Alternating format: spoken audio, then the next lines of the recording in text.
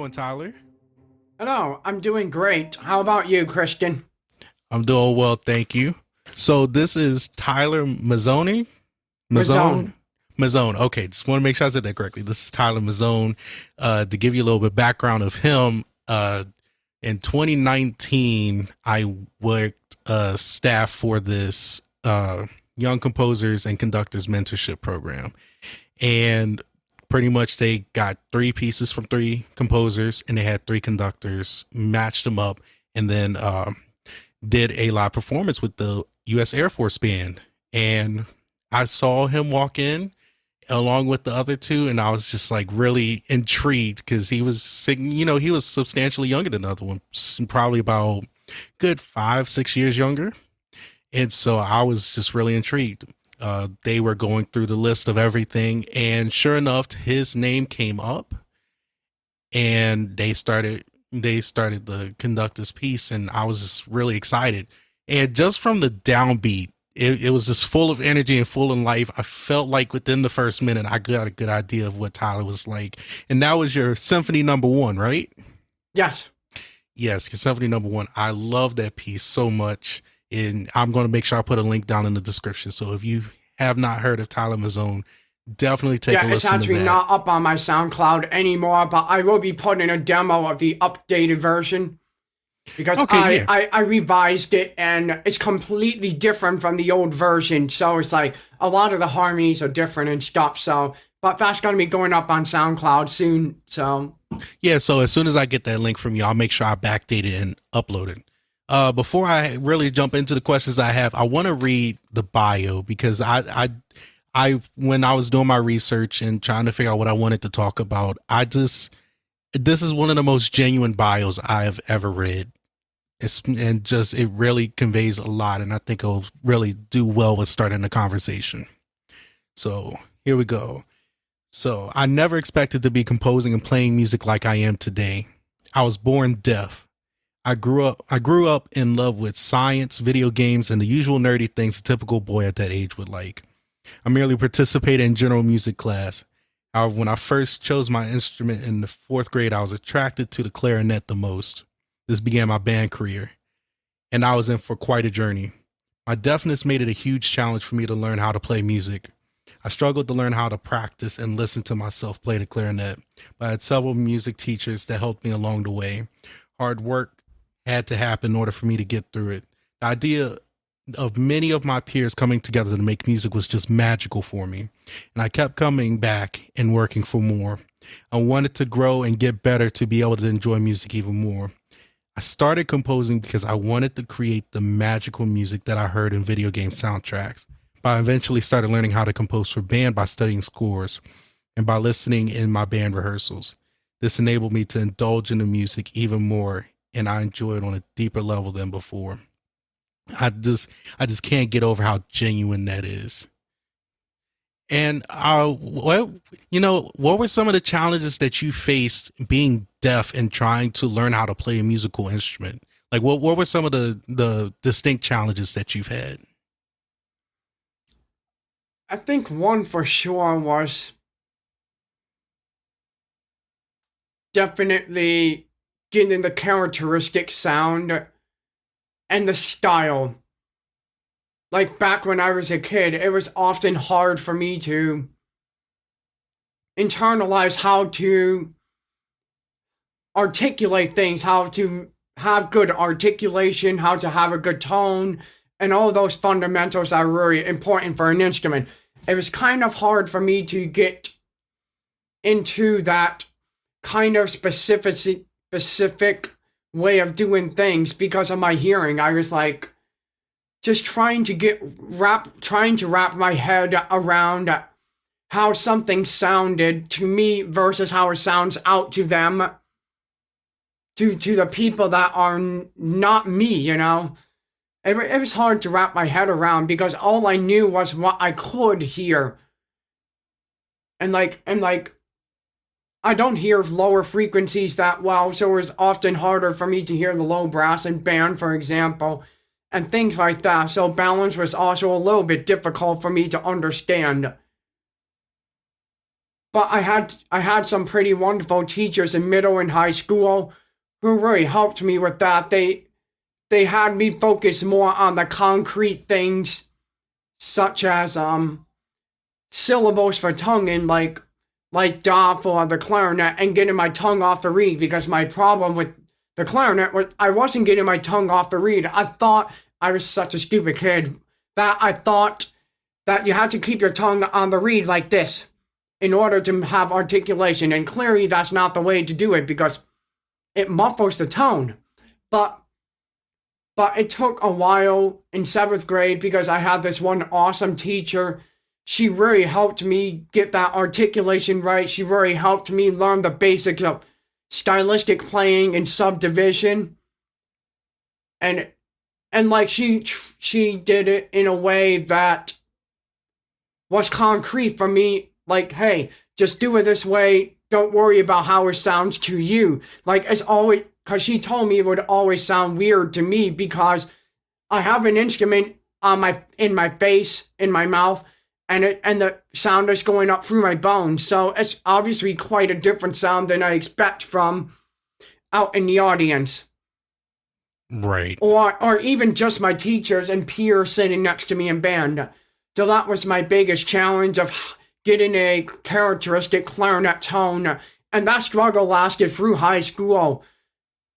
But the best way that I did, the best thing that I did to help alleviate that struggle was just by listening to different clarinet players and experimenting with different equipment as well, aka also concrete things that could help me improve my style and musicality. So that was the thing that helped me the most, was listening and focusing on the concrete things of my technique, Yeah.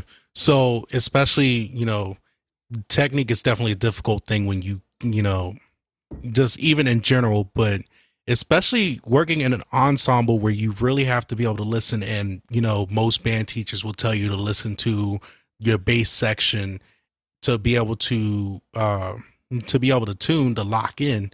So what were some of the things that you came up with that helped you to stay in tune when you were struggling hearing the lower frequencies, like the lower sections, like the tubas, string bass, or whatever you may be hearing?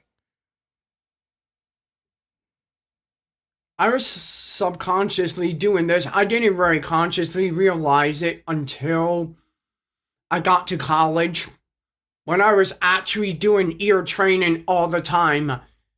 But I subconsciously can feel sound. I can feel sound, like if it's lower than a trombone or something, like I can feel the sound, like even with the tubas, I can feel them, and I can identify pitches pretty well in the bass line because of that feeling. Like I remember there was this one time we had a new student concert at Crane where there were 7 tubas on the stage, because they accepted a lot of tubas that year, and there were 7 tubas in the new student band or whatever on the stage, and I could feel them. Like, other people could feel them, but I could feel it even more, and I could tell what pitches they were playing. So honing in on that feeling on those air vibrations really helped me to tune better, because I could match it to the vibrations that was going through my jaw. They're the same thing. So I could match what was going through my jaw to what I was feeling from the tubas and euphoniums and trombones. So that's how I kind of got around it. But I didn't realize it specifically or focus on it specifically until college, Yeah, and that's actually pretty incredible because in my training, I had these deafening headphones. I greatly appreciate my euphonium teacher. He gave me these deafening headphones, and when I played with the tuba section, it was a similar thing where I couldn't hear it, and I had to feel, just like you said, kind of go through, feel the vibrations to my instrument and try to alleviate it to where like all of the sympathetic vibrations are going at the same time. So that's really neat how that became your vehicle for being able to hear lower frequencies.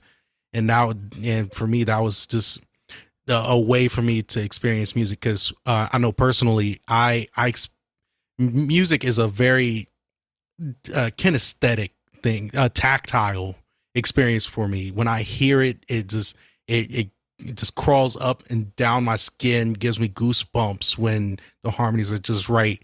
And it's interesting to see how we share that in common. And I imagine that you experience the same way as well.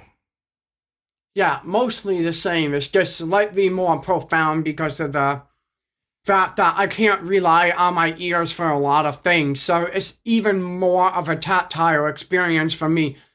Just being able to feel being in a live ensemble, like my town band's rehearsing and having summer concerts this year again. And at that first rehearsal, I was really into it because getting to feel those vibrations of a full band again was nothing short of amazing. Like just getting to feel that very specific combination of vibrations was just astounding because it's been a year away from that kind of thing. And just listening to recordings, it doesn't give me the same effect because it's just going into my ears. I'm not actually feeling anything down here when I'm listening to music through headphones or if I'm practicing conducting or whatever. It's always kind of a shell-shocking thing when I get into a real ensemble, a real full band, and play because and then the music has such a different quality at that point than it does with the recording. Right. So,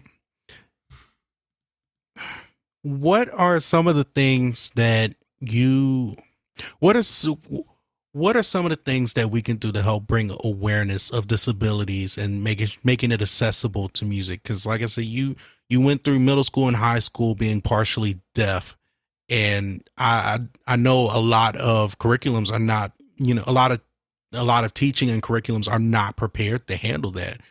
So I mean, what are some of the things that your teachers did, or some of the things that you found that would help make music more accessible to people that are deaf or even people with disabilities in general? Number one would just to be communicative. Just communicate with the kid. If you have a kid that's in the classroom that has needs that need to be met, like everyone has needs that need to be met, but if there's someone that's blind, there's someone that's deaf or uses a wheelchair, you have to adapt to that and talk to the kid to see, hey, what do you need? What can I do to make it more of an equitable experience? Because the kid needs to feel like they're included. And the best way to do that is just to communicate with the kid to figure out what they need. Like for example, I used an interpreter for band classes and very early on for lessons. But it was always the teacher asking me, hey, is there anything I can do for you to help make this a better experience, such as repeating things when I don't hear them? I just raise my hand and say, hey, can you say that rehearsal number again? I didn't quite get that, or something to that effect.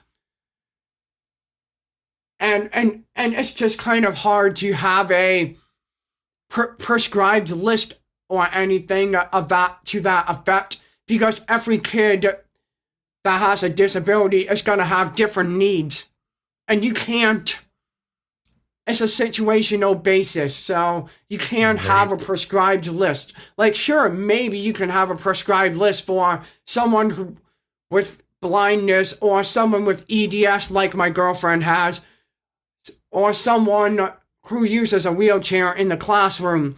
You can have a prescribed list for those with physical disabilities, but generally, even then, it's a completely different experience, even though the disabilities are much more grouped together because, wheelchair users will be using the wheelchair for different reasons. People with EDS, which is Ehlers-Danlos syndrome, will have different experiences, even though their symptoms may be quite similar. So even then, it's hard to figure out exactly what your kid needs, because you can do all the research, you can do, like definitely do the research, but ultimately communicate with the kid to find out what they need. Because it might be a really simple thing that they need that will instantly boost that mutual relationship between the teacher and the kid, you know? And that's like the number one thing that I would do. But yeah, just make it an inclusive space, which also means having the other kids include them. I have a friend who's a band director in Utah who has 2 deaf kids in his classroom. The other kids are always helping the deaf kids out. They're always including them in the classroom, and they never feel singled out. They never feel left out or anything like that. They're just included in the overall experience. So if you can do that with the kid that you're working with that has a disability, it will just become an instantly better experience. So to recap, communicate and include. Okay. Are there any resources that you are familiar with, or anything that you have experienced, any resources you've had going through your middle school and high school experience that might help other directors, that, maybe even specifically for your deafness, but even for encountering anything in general outside of communication? Okay. Yeah, that's kind of a hard question because I don't know what resources my teachers looked into. Okay. Just figure I'd ask. But yeah. Yeah, because I know, like, I would just do a Google search, but I know some resources that you really shouldn't look into. Like, for example, if you have a kid with autism in the classroom, do not look up Autism Speaks. It's not a great organization because they have a very negative view on autism and making it feel like it's a thing that needs to be cured. When really autism is just a condition. It's not a disease or anything that needs to be cured. It's just a condition in which the brain works differently than most other people, and that's okay to have. And it's just like, and they just need extra attention because you just work with them to figure out how they think of things, because it's going to be quite different from other people. And Autism Speaks is an organization, for example, that has that kind of viewpoint of it's a bad thing and we need to cure it. So organizations like that, where the disability is viewed as something that needs to be cured rather than as a condition that the person has, rather than something that humanizes the person, are to be avoided. Those organizations are to be avoided. But generally, there's a lot of good organizations out there. So it's just kind of using the discretion, your own discretion, and asking other disabled people that might be in your circle, or just reaching out to people that are out there, because now we have the internet, we can connect to each other. Just asking people, is this okay? Can I use this? Or whatever. It's just part of doing the research. But yeah. Okay. Do you have any tips and tricks on what to look? I mean, obviously there's not like a definite, set list of things that you can, look for and say, oh, this is good, oh, this is bad. But what are some of the things that we should be aware of? You already mentioned, the tone of how they're presenting it. Like, for example, you said with Autism Speaks, as a tone of this illness that needs to be cured, instead of it being about learning how to communicate, how to create an effective experience with the different mindset. Is there any other type of things that we should be looking for when we're doing our research? Anything that should be like a green flag or a red flag? Definitely scholarly articles and such, because often they have concrete data on what the thing is, and especially those that are provided by resources that support disabled people. Like, looking for those kinds of scholarly resources is another good route to go. Disabled people themselves, in my opinion, are the best resources, because disabled people have they all have their own unique experiences, and those experiences alone are a very valuable resource because you can look up a scholarly article and stuff like that helps a lot to fill in concrete data, but ultimately disabled people are a really good resource because of the experiences that we have that are real to us, that we know our experiences, we know what we go through on a daily basis. So I would say also disabled people are a really good resource. All right. Thank you. And thank you for talking about that. And I appreciate you really being open. I know it can be a difficult thing to talk about, especially so straightforward, but I really think this is going to be a great resource for our audience to be able to, be to realize how serious this, how prevalent this is, and to be, to have the awareness of what to do whenever that situation comes up. So I really do appreciate your openness about that. Now, on to more of your composition and your work. I did some research on your professors, and you really have a wide variety of teachers. I mean, you have one that works mostly with electronic and algorithmic music. You have one that's pretty well rounded, and one that works more towards like a I would say contemporary cinematic, creating effects with acoustic instruments, and he's also a jazz drummer. So what has your experience been?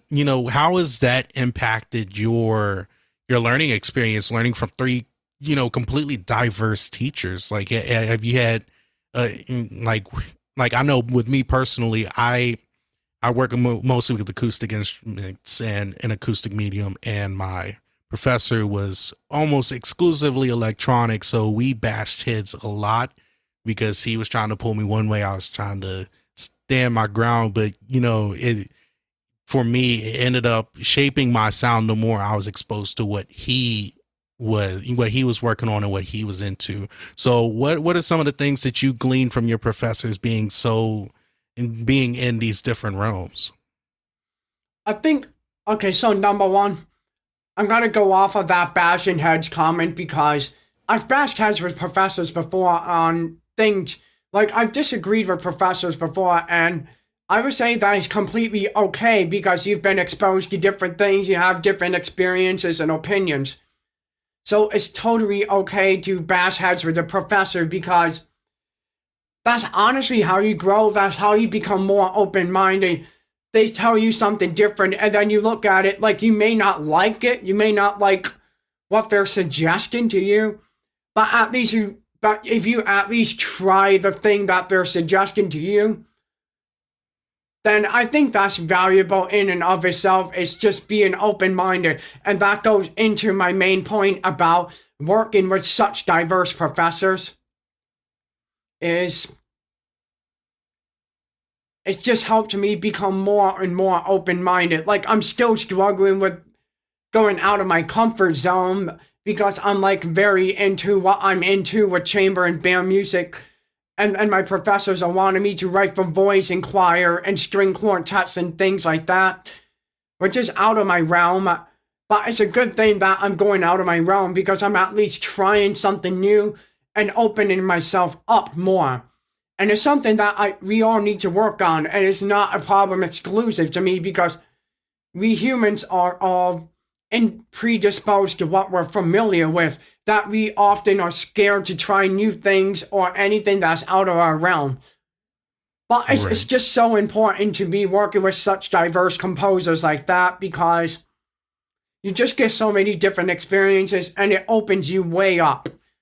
And that can bleed into your work as well. Like, you might not want to create an electronic music work if you're an acoustical composer, but you could incorporate elements of that, like the more static and cathartic elements of the electronic music. You could put that into acoustic music as well and use some of those effects. Like, that is totally possible as an influence because it's just all about being open to different influences and things like that. And again, it's something I'm still improving but that's mainly what I got from working for such different composers. All right. And I don't know if you're familiar with the piece. Of course, now that I'm trying to recall it, I cannot think of the name of the composer, but there's a piece called The Machina Awakens. I remember doing it for all county band. I think it was my junior year of high school. And that was actually my first exposure to fixed media, as part of, acoustic, because pretty much it's banned with fixed media. So there's a track that you play, and the program has different rehearsal numbers, and when you get to the rehearsal numbers, you hit it right on the downbeat. Wait, what was the piece again? The Machina Awakens. Okay. Yes, I've never heard of it. Oh, okay. Yeah, I'm trying to think. I cannot think of the composer, but I'll make sure I put it in the program notes. And then you mentioned that you work mostly with chamber and band works. Was there anything that influenced you to go in that direction? I mean, clarinet, band instrument, that's a little bit more understandable, but especially with the chamber works, I know you've been working with the Blank experiment in particular, and it's not your standard woodwind quintets or your brass quintets. You have some really interesting instrumentations. What got you interested in pursuing chamber music and in contemporary instrumentations? So for chamber music, I would say it's just the tight-knit nature of chamber music that you simply cannot achieve with band music. Like, I can write completely different textures and different rhythms and things like that I would not normally write in a wind band piece because of the tight-knit nature. Like, you don't need a conductor, and often it's a lot more free with chamber music because, like, it's a small group of players all moving together without a conductor, but the players each have their own influence, and you can pick that out way more easily in a chamber piece than you can with a band piece. And you can pick out those personalities and styles and influences and things like that in their playing in the chamber group. And in a band in a band instrumentation, there's a lot more homogeneous where you have 9 clarinets and it's like the conductor's telling you, hey, you gotta have the same staccato, please. Clarinets, staccato, or something like that.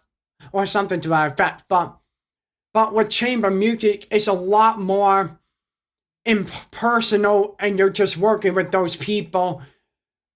And it's just a lot more tight-knit. And you can do a lot more with that kind of music. So, and then as for contemporary instrumentations, I think it's very valuable that you explore instrumentations that are not typical because you can have balance problems. You can have balance problems. Most of all, you can have performance problems, like, oh, one of this piece isn't performed that much because this is such a weird instrumentation. But I think the most valuable thing in contemporary instrumentations is the challenge, because it can be challenging to write for such a contemporary instrumentation. Like with the oboe, clarinet, saxophone trio that I wrote, I had to figure out how I was going to place each instrument where it could be heard best, or even better, where I could mask it the best so that it could creep out of the texture or something like that. Oboe and saxophone are both very loud instruments. Clarinet is not that loud of an instrument, except if it's in the altissimo. So that was a challenge to have to figure out how to bring it out. And then when I added bassoon to the mix for the second piece that I'm writing for the Blank experiment, that's going to be premiered in a month from now,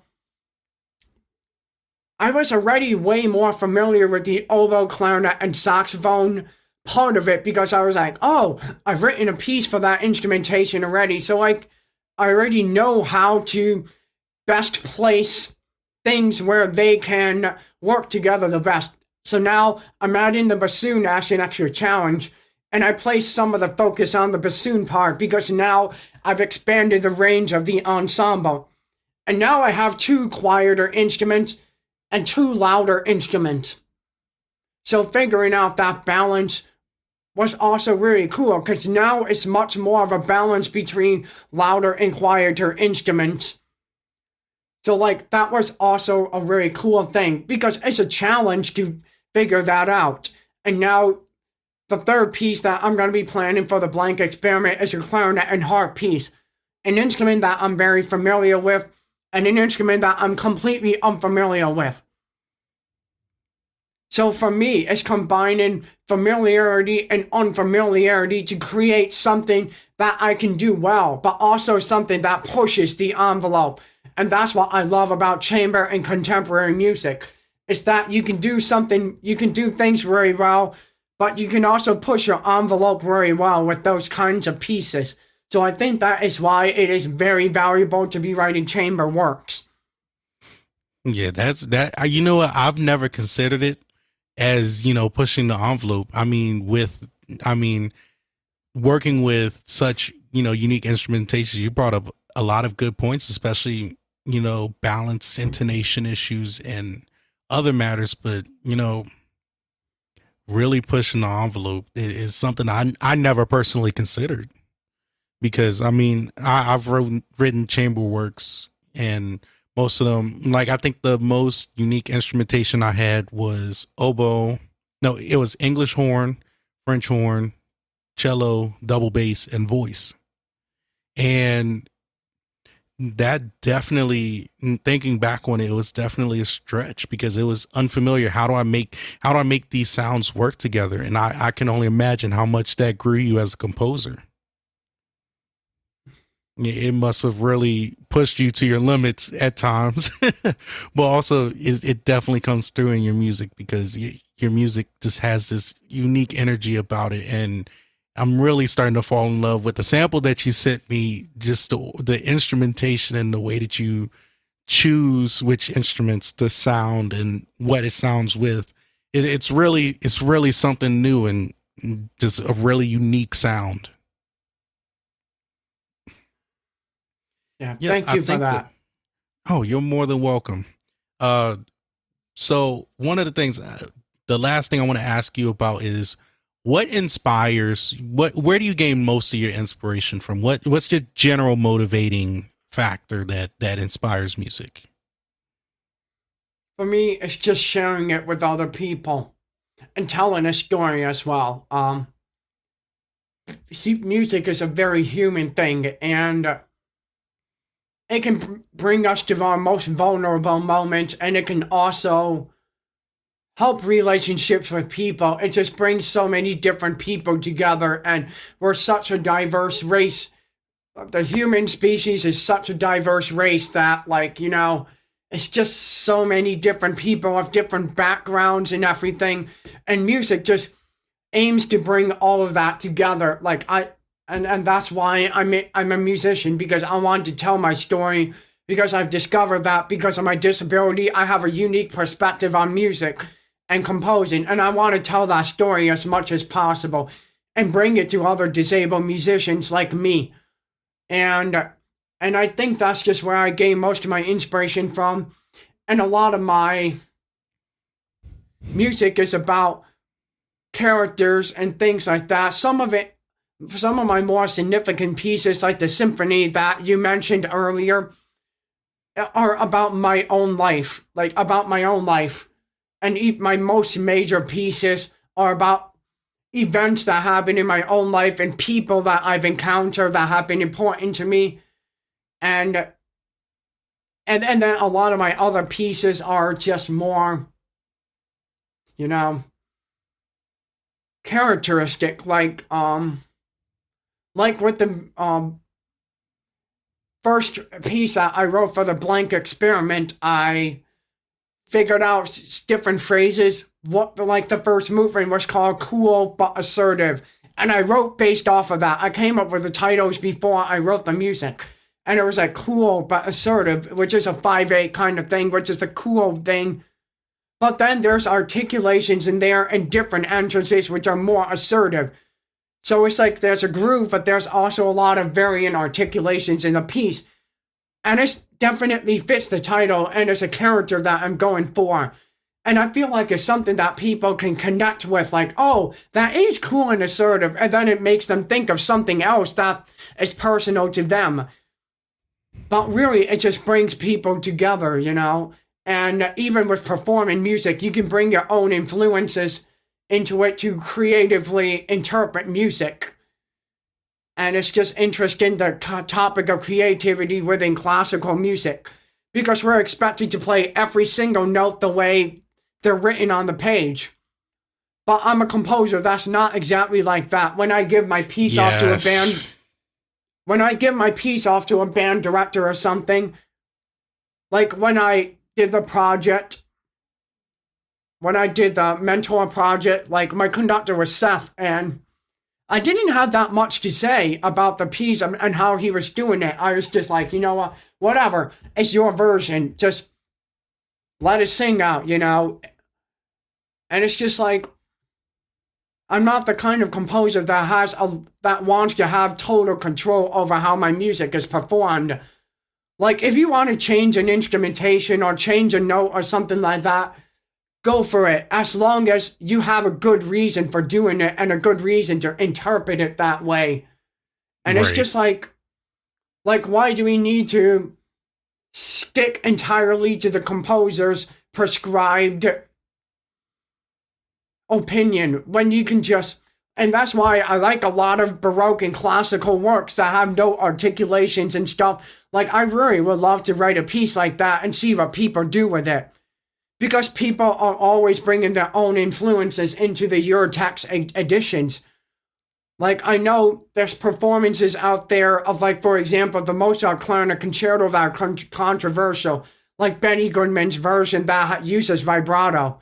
But he's using his influence of jazz and bringing that into the classical world. And some people are just like, oh, you shouldn't perform it that way, that's disgusting. But it's just like, you know, it's valid because he's being creative with the music that he's given that has almost no dynamics or articulations, and he's given only notes. Like, what do you do with that? You bring in your influences, your own playing style, and that's creative interpretation. So that's the other reason, that's the other part of being inspired, you know?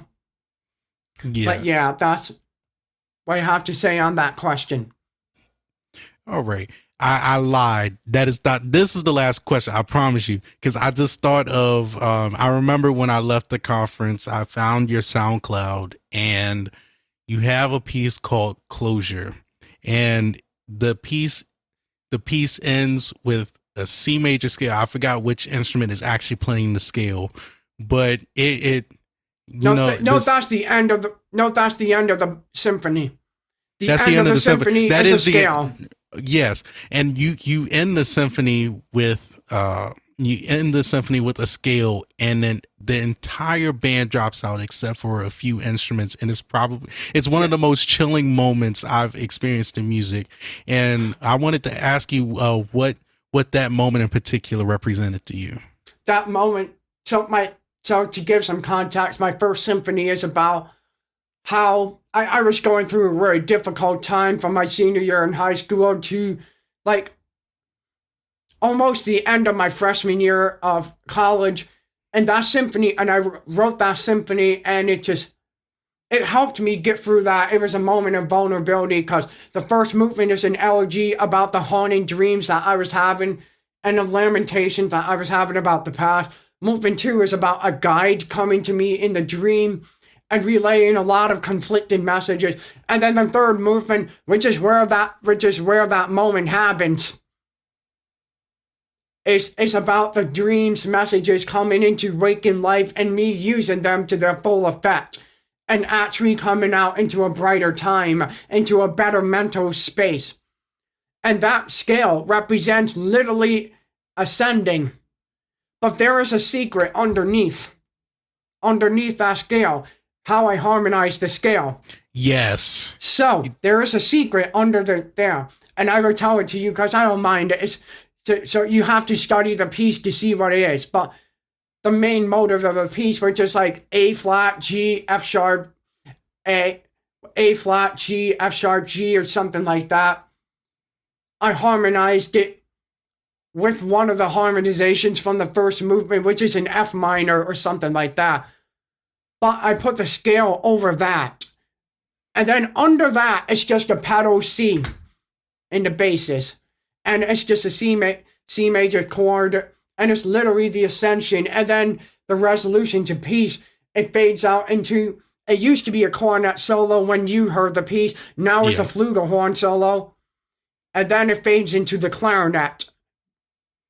Yes. And that was something that Dr.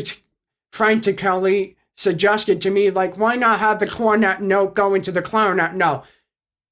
And it actually worked in this new version because it was just, the clarinet can play very quietly, and it's just, it's that poignant note. It's just a middle concert C on a clarinet, and but in that moment, it's just very chilling, like you said, because it's that ascension and everything leading up to that point. But that's why basically it's what it represents. Yes. So as soon as you get that, I will make sure to put in the description, and please take a listen to. I'm familiar most with the last movement, but the whole suite is just phenomenal. So definitely take a chance to listen to it. So we are running low on time, so I want to go ahead and ask some quick questions at the end. Just for us to get a little bit better feel for you as a person. We've talked a lot about you as a musician, but let's talk a little bit about you as a person. So what's an interesting hobby nobody would expect you to have? I'm a 3rd degree black belt in Taekwondo. Really? Yeah. Scary dude. Taekwondo was a very big part of my life in my middle school years. And I used to compete a lot in national tournaments. That's actually pretty cool. And it was like, it was a big part of my life growing up. But obviously I got into music, and I was a theater kid in high school, so it kind of phased out. But during college, I got back into it, and now I'm teaching over at my school under my old instructor, and I'm just giving back what they gave to me in terms of that experience.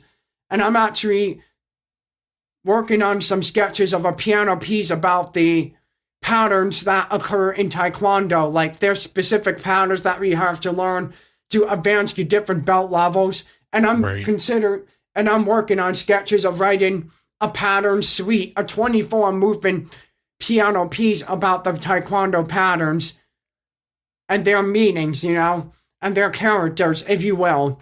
So that's pretty neat. But that's a big part of my life was Taekwondo. And the other thing is, I'm a huge reader.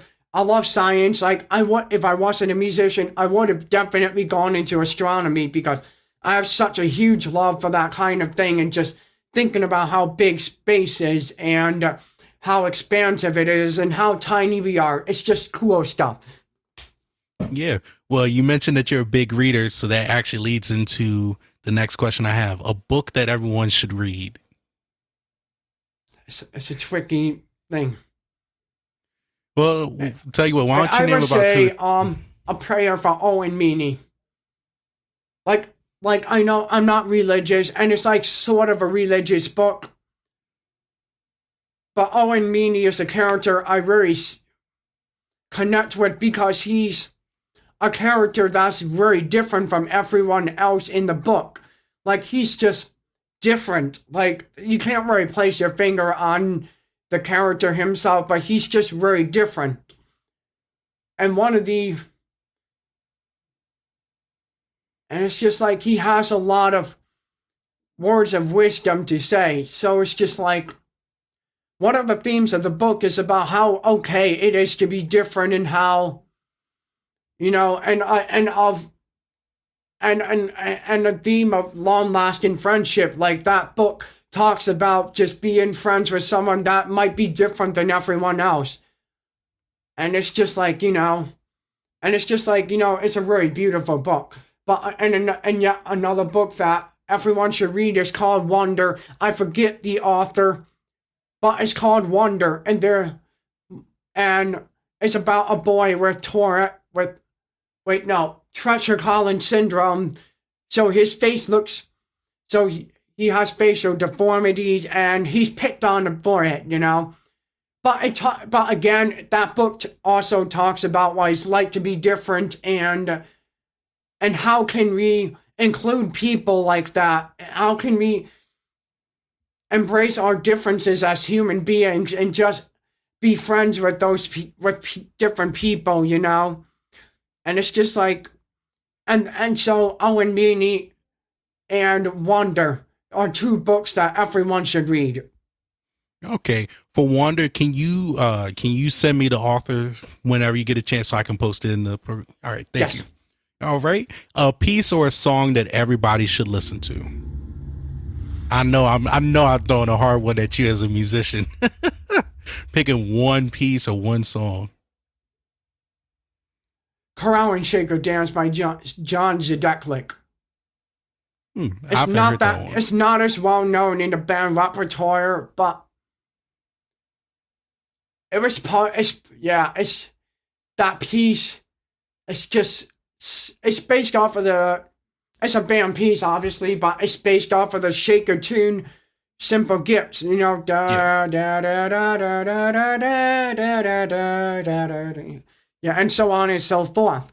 But this piece is an original Corral and Shaker dance, and Zedeklik does something extremely simple.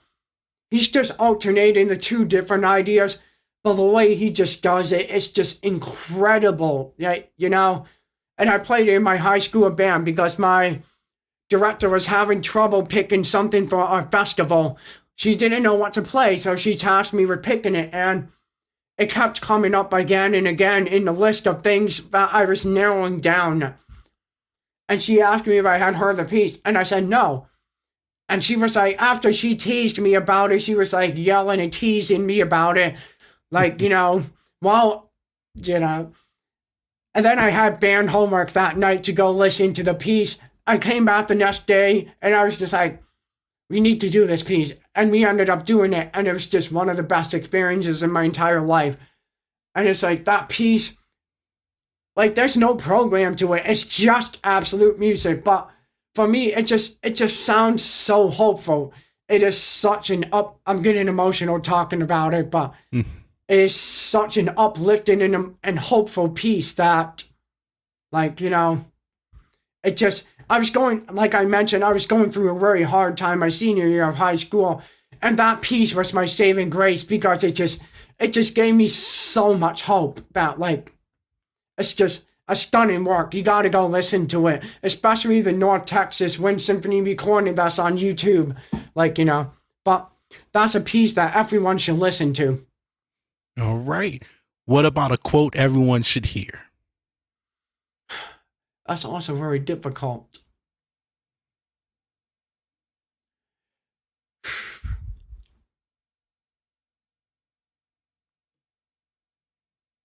That's very difficult. I never really thought of that. Like, something that. Yeah. It's one of the reasons I picked think this I'm question. going to go with, I know it's a little bit cliche, but the Gandhi quote, be the change that you want to be, is something that everyone needs to know because it applies to music, because you can always improve. You can always help make other people's lives better.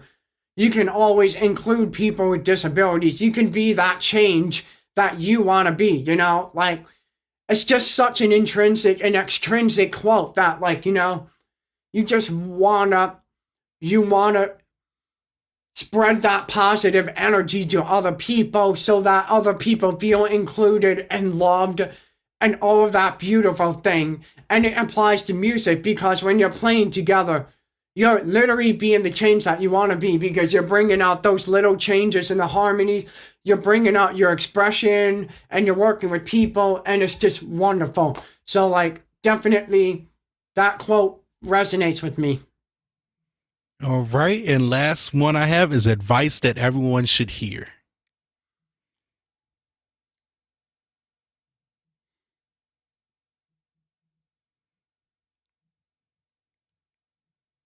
Definitely just don't be afraid to be compassionate. Don't be afraid to ask for help. Don't be afraid to help somebody in need. Don't be afraid to include people. Just don't. You know, just always lend a hand out and help people, because you really never know what struggles they're going through. Like maybe they're having mental health struggles, maybe they have a disability that they might need your help with to understand and to help be included. Maybe it's someone who's got an extenuating circumstance with family or something like that. Just lend a helping hand to those people, because you never really know if it could make their day, you know? Yeah. Once again, thank you, Tyler. We're coming up on time. Thank you so much for being willing to talk about your experience and for joining me for this interview. It's definitely good to talk to you again. Also, a little shout out to Tyler. You got accepted into Michigan State for your master's. Congratulations. Congratulations. I'm so proud of you, and I'm really excited to see what you're going to do. Thank you. Thank you for having me on here. I mean, it's a very privilege to have you on, to be on here and to speak with you about these experiences, because I think it's valuable everyone to take something away from it. Yes, for sure. And hopefully we'll be able to do this again, maybe a little bit later down the road. All right, but thank you, and you enjoy the rest of your day. You too.